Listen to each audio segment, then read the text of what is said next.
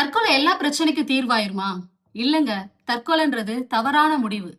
ஜீவன கொடுத்தது ஏசப்பா. அந்த உயிர எடுக்கிறதுக்கு உங்களுக்கு யாரு உரிமை குடுத்தது?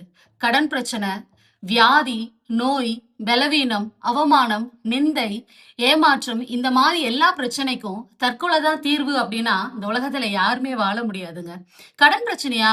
ஏசப்பாட்ட கேளுங்க. அவர் ஐஸ்வர்ய சம்பன்னரா இருக்கிறார். நம்ம மதியினத்தினால கடன வாங்கி சிக்கி தவித்துக் கொண்டிருக்கலாம். ஆனாலும் நீங்க ஏசப்பாட்ட கேளுங்க.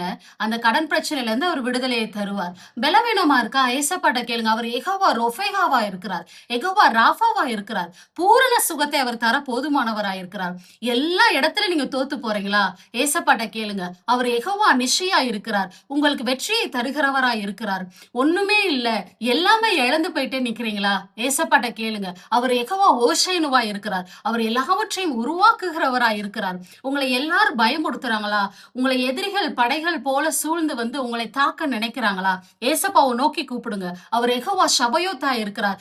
சேனைகளின் கர்த்தரா இருக்கிறார். இவ்வளவு வல்லமையான தகப்பனை உங்க கூட வச்சுக்கிட்டு எதுக்கு தற்கொலையை நாடி போகணும்? இல்லங்க. தற்கொலை செய்யணும்னு யோசிச்சீங்கல்ல, அந்த ஒரு நிமிஷம் ஏன் ஏசப்பாவை தேடணும்னு நீங்க யோசிக்கல? இந்த நொடி நீங்க யோசித்து பாருங்க. அவர் தீவிரமாய் வந்து நம்மளுடைய எல்லா பிரச்சனைகளையும் நீக்கி நம்மை விடுவிக்க அவர் போதுமானவராயிருக்கிறார். பயப்படாதீங்க, நீங்க நல்லா இருப்பீங்க. ஏசப்பா உங்க கூட இருக்கிறார். உங்க வலது கையை பிடித்து உங்களை தாங்குகிறார். அவரை நம்புங்க, ஆசீர்வாதமாய் இருப்பீங்க. God bless you.